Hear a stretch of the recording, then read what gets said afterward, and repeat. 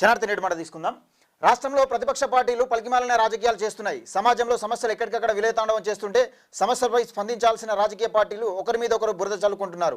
అతివృష్టి వర్షాల వల్ల 1000 ఎకరాల పంటకు నష్టం వాటిల్లింది. అన్నదాతలకు అండగా ఉండాల్సిన ప్రభుత్వాలు గుడ్డి గుర్రాల పండు తోముతున్నాయి. ఉద్యోగ నోటిఫికేషన్ల ముచ్చటనే మర్చిపోయారు. జాబ్ క్యాలెండర్ వేస్తామని జబ్బలు చర్చుకున్న లీడర్లు కమిషన్ల కోసం కక్కుర్తి పడుతున్నారు. కొత్త పెన్షన్లు మర్చిపోయారు. మధ్యాహ్న భోజనంలో పురుగునల్లంతోనే పేద విద్యార్థులు కడుపు నింపుకుంటున్నారు. మౌలిక సదుపాయాలు లేక సర్కారు పాఠశాలలు చిన్నపాటి వర్షాలకే పై కప్పు నుండి నీళ్లు కారుతున్నాయి, పెచ్చులు ఉడుతున్నాయి. దొంగలు కలిసి ఊళ్ళు దోచుకున్నట్టు ఏ పార్టీ అధికారంలో ఉంటే ఆ నాయకులు అక్రమ సంపాదనకు అలవాటు పడి రాష్ట్రాన్ని భ్రష్టు పస్తిస్తున్నారంటూ పెద్దపల్లి రాజన్న.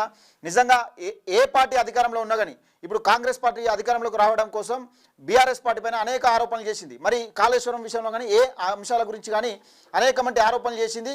అసలు ఈరోజు ఇంతవరకు దాదాపుగా ఒక 2 సంవత్సరాలు గడుస్తున్నాయి, దగ్గర 2 సంవత్సరాలు. కానీ ఇప్పటి వరకు కూడా ఎవరిని పట్టుకుని లోపలేయలే.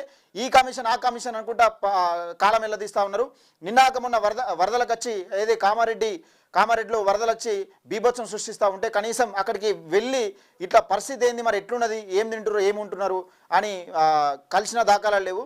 ఏ అధికారంలోకి వచ్చినా, ఏ పార్టీ అధికారంలోకి వచ్చినా రాజకీయ పార్టీలు ఈ పార్టీ తప్పితే ఆ పార్టీ, ఆ పార్టీ తప్పితే ఈ పార్టీ, ఏ పార్టీ అధికారంలోకి వచ్చినా కానీ దోచుకునుడే పనిగా పెట్టుకొని కాలం వెళ్ళదీస్తున్నారంటూ పెద్దపల్లి రాజన్న నేటి మాట.